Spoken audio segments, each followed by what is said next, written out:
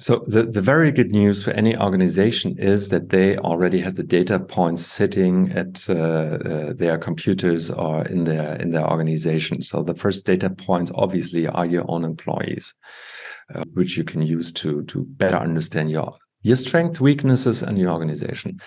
Then you can help them to understand the journey, the candidate journey, the touch points where people are coming into the organization and how they experience the organization. Welcome to the All in Recruitment podcast by Manatal, where we explore best practices, learnings, and trends with leaders in the recruitment space.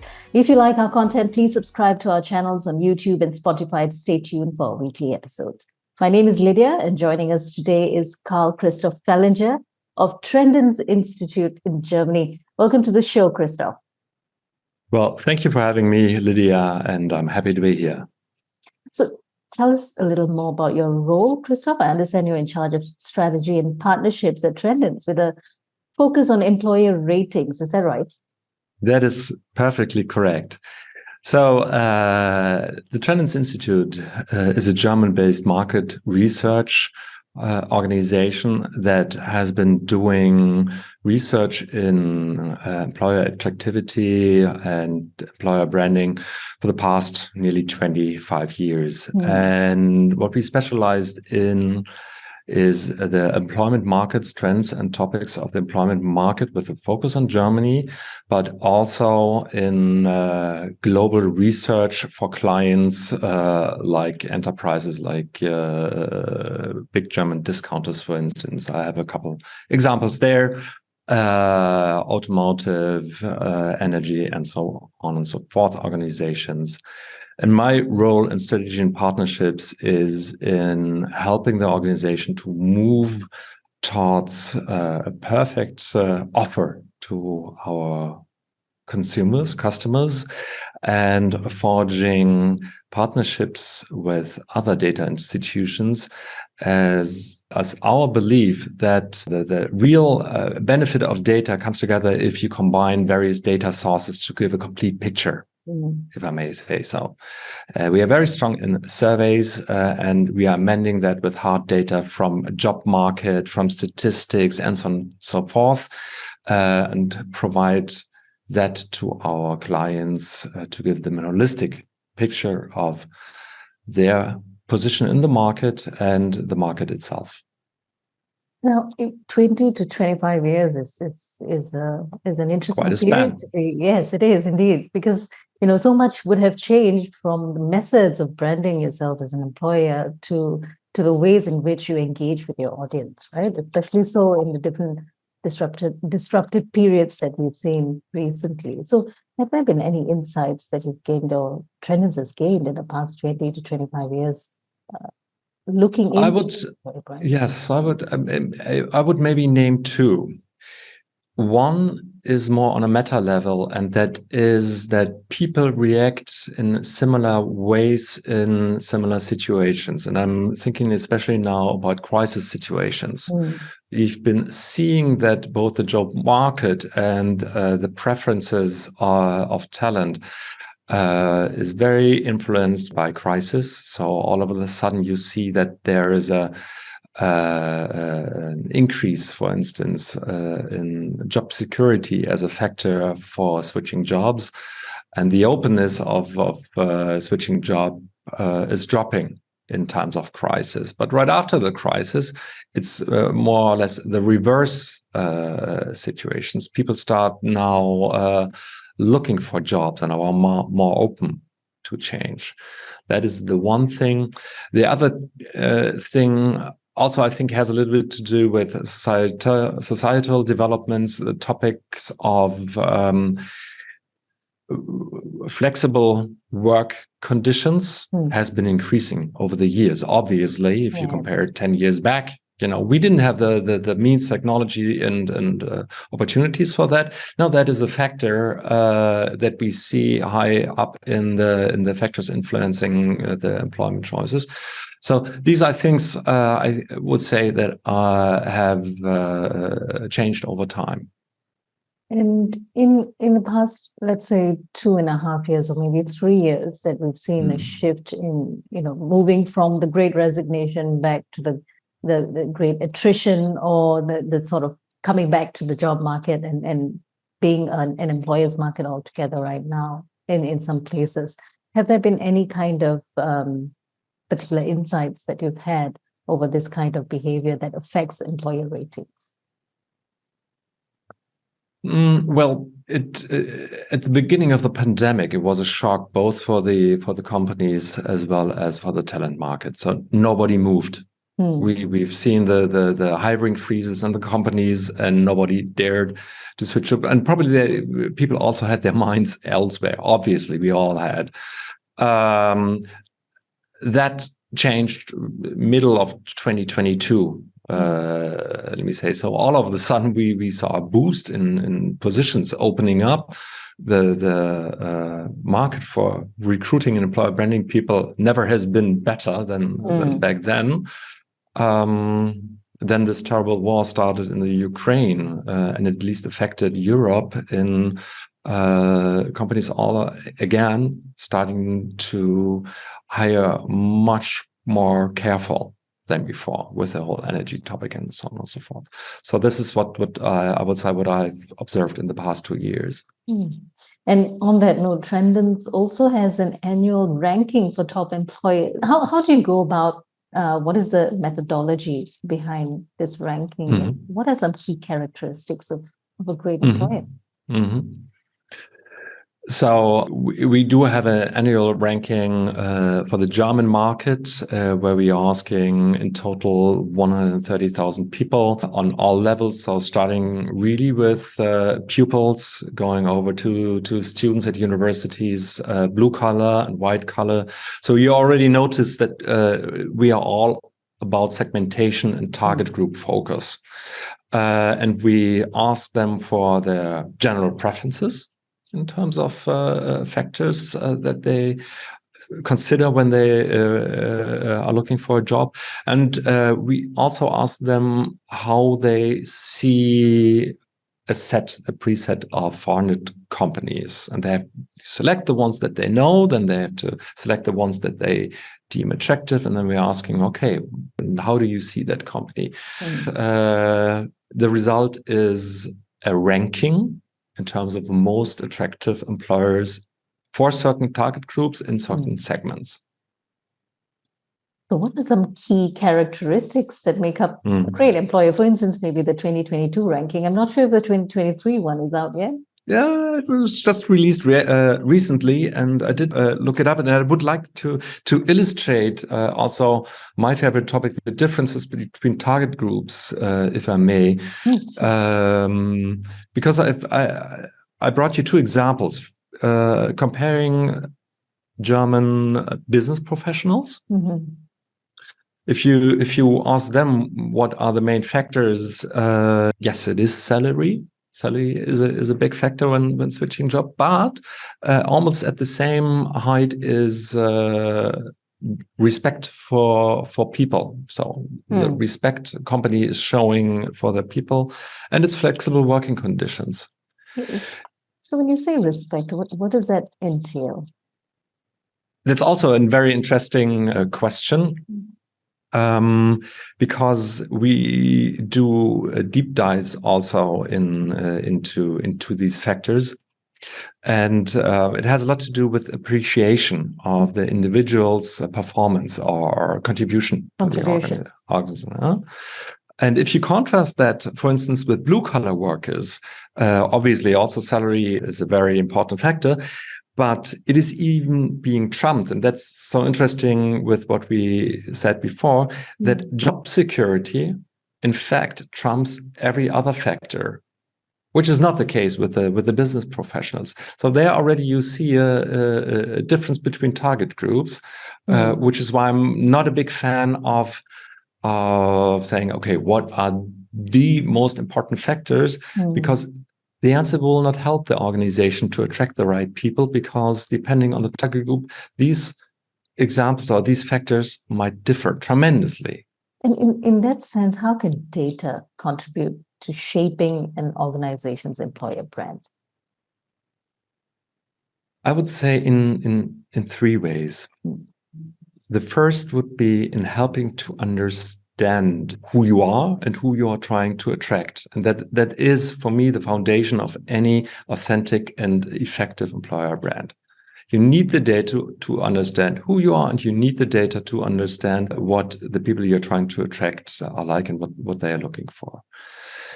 Building on that, it helps you to identify levers that you as an organization have that you can build your employer brand and communicate your employer brand on the one hand. So you are strong in certain areas and you only have to find the match with what your target group is looking for. At the same time, you might find out certain things that are important for your target groups where you might be not that strong. And that gives you some work to do internally to work on. Yeah? Again, if you do that data-based, you're working at the right levers. You're using the right levers. And you cannot do that without data.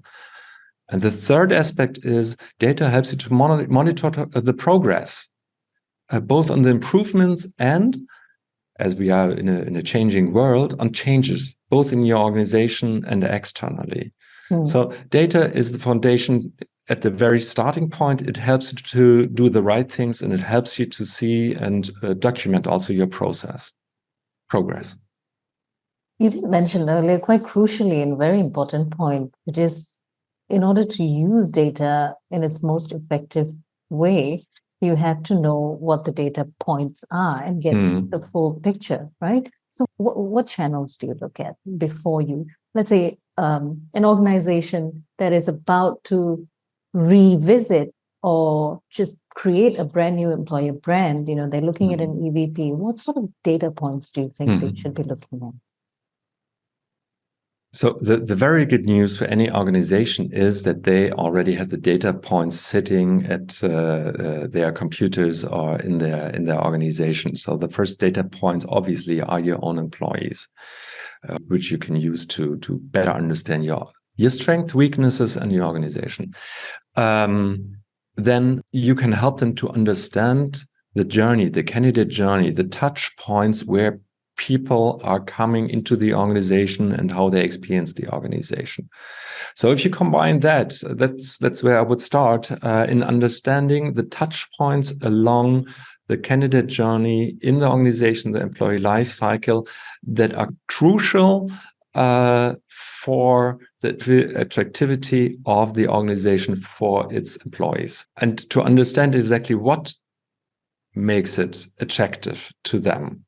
And this is where you collect your signals, and you can do that in numerous ways. Externally, obviously, you're well off if you partner with an organization like us with market research. Internally, you could do it yourself. My recommendation is always to synchronize both. So, because it will only give you the full picture if you know what's important to the external world and how you look like on the internal world, and bring that together. Yes, indeed. You're also dealing with two types of audience bases, which is one, a very high context audience in-house, and also a slightly lower context audience that is sitting outside looking in, right? So I'm not even so sure if this high and low context, they're simply different contexts. Obviously, if you're switching jobs, you're interested in other things and other aspects than when you're inside the company, right? Yet what happens is if the outside person comes into the organization, they immediately switch to being an inside person. And if you want to reduce your early attrition rates, you have to synchronize both the external communication with the internal. This is why you need both sides, and it's both very relevant context. Absolutely. Yes, I totally agree. And then the HR data that you get, as you mentioned earlier, these data points inform the kind of communications and the timing in which messages go out and the tone in which you take. And so, in terms of target audience, in what ways can HR data help organizations to identify and even understand their target audiences to enhance their employer branding campaigns? Let me give you one example of a recent client of ours. A big German discounter approached us and did a 360 brand analysis with us. And they selected their most crucial hiring target groups. And that would be one recommendation already, to focus, get your business goals and your hiring goals based on your business needs clear and focus on these groups. And they did an analysis, like I said, on the standard attraction drivers that we know based on our research, both internally, externally, and did gap analysis with it. So where do they actually stand? Where do they actually have a communications topic? Because they're very strong inside, but it's not seen on the outside. And what's important on the outside, where they're not that strong on the inside, gave them the measures to work on internally. And they have that for all the 32 countries. They came up with local or regional action plans. They differ. And that's the interesting thing is if you're an international company, no market is the same. There's no one size fits all, because target groups differ per country. Even with the same questions, we see different answers across cultures. That's very interesting. And organizations also are different. Even if you might be one company, still it might be different in Brazil than it's from India, than it's from Sweden. So, and this is why this approach, synchronizing external, internal view, and then breaking it down in what's to do. Is it a communication issue, or do we have an internal HR topic that we need to work on?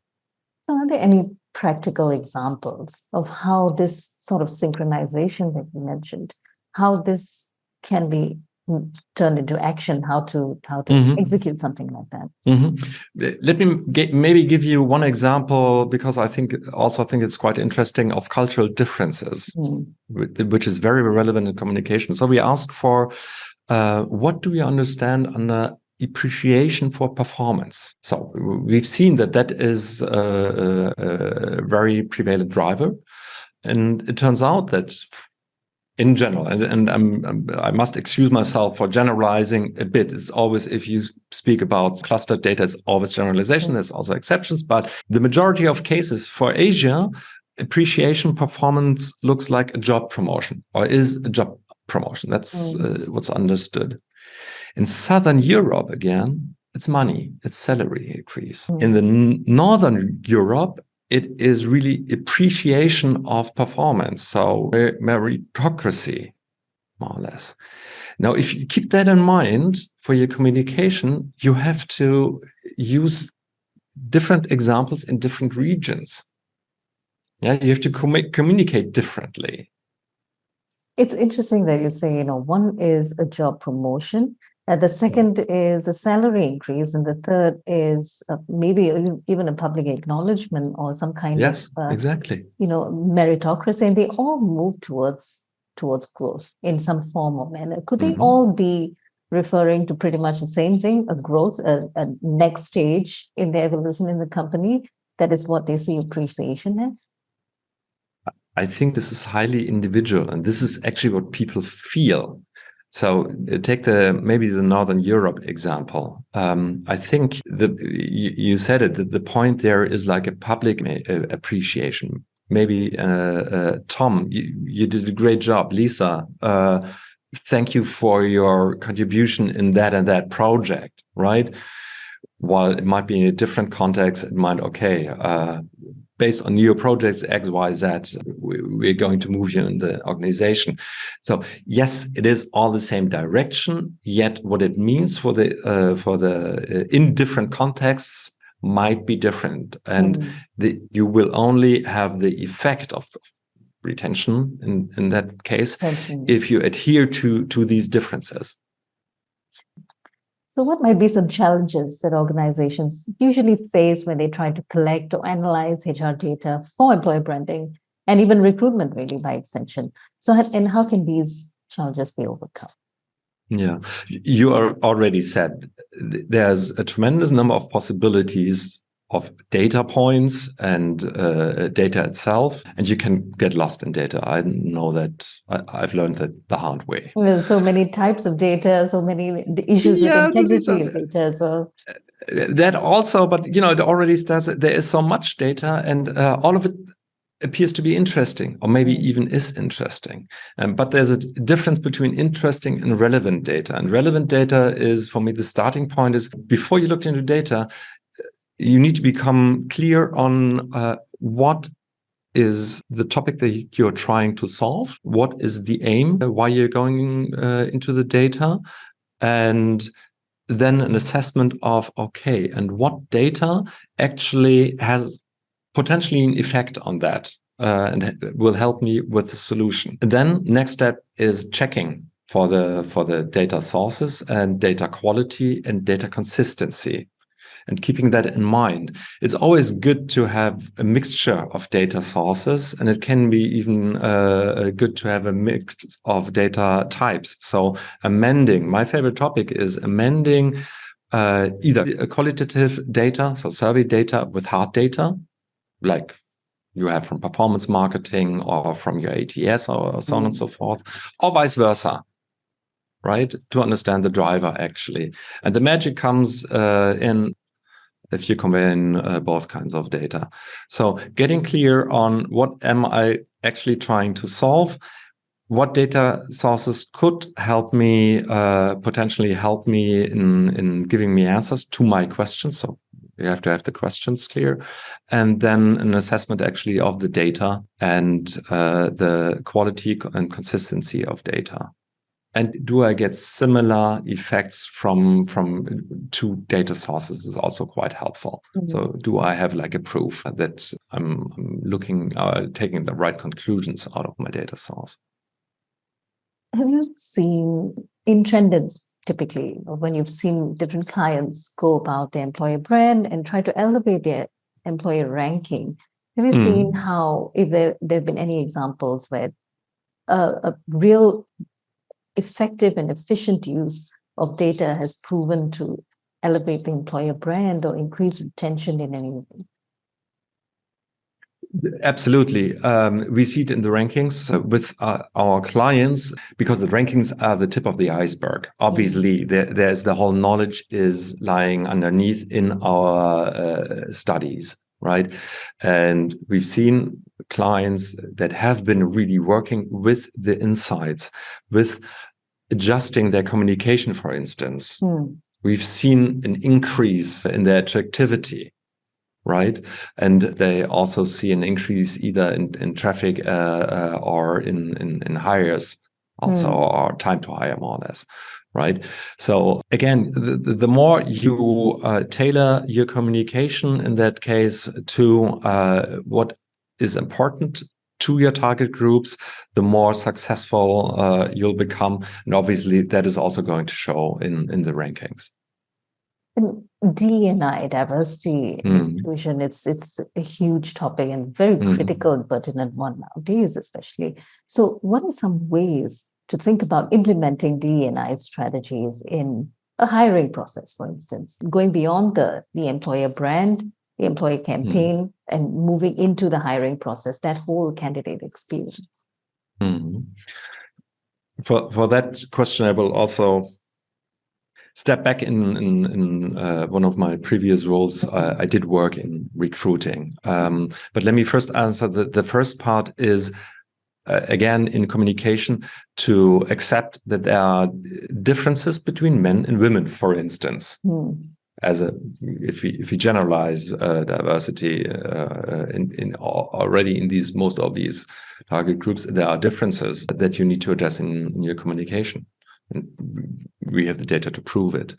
Further down the line in the recruitment processes, also you have differences in terms of who is in the interview rounds, on the selection committees, and so on and so forth. Trying to represent that exact diversity that you're trying to hire also in the selection process from the ones that are actually selecting people. We are all prone to bias, but trying to reduce or at least the bias, or at least make it transparent where there might be bias coming in. So there's a whole number of activities that you actually, if you ask me, need nowadays to include into your recruiting, and that already would help to work on a DEI strategy.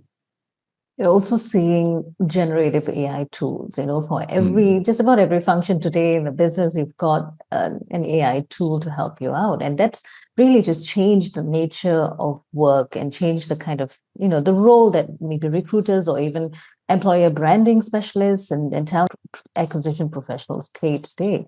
So what would you say is the impact of generative AI tools and AI technologies, especially in recruitment, really? Which covers also the employer branding side? It's going to be tremendously interesting. I think it's too early to really define how it is going to change, but I see two big topics. One is on the system side, on the data side of it. AI enabled us to understand patterns in data much easier, and that also goes for the companies, obviously, and that will help them to understand the data that they have much better and much easier. Bridging over to the individuals in the talent acquisition organization, therefore, data and data insights, I predict, will be much more accessible and easier to understand for them, therefore helping them to work.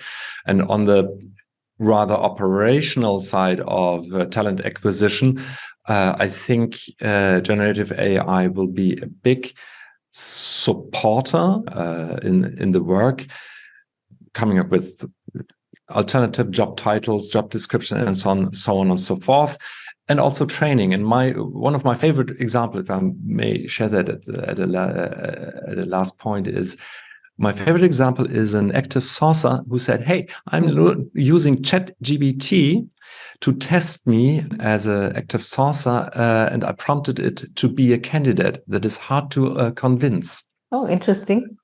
In a certain, I think it was a Python developer, or so, a senior Python developer, and I asked them to test me and let me try to convince them. Play hard to get, ChatGPT.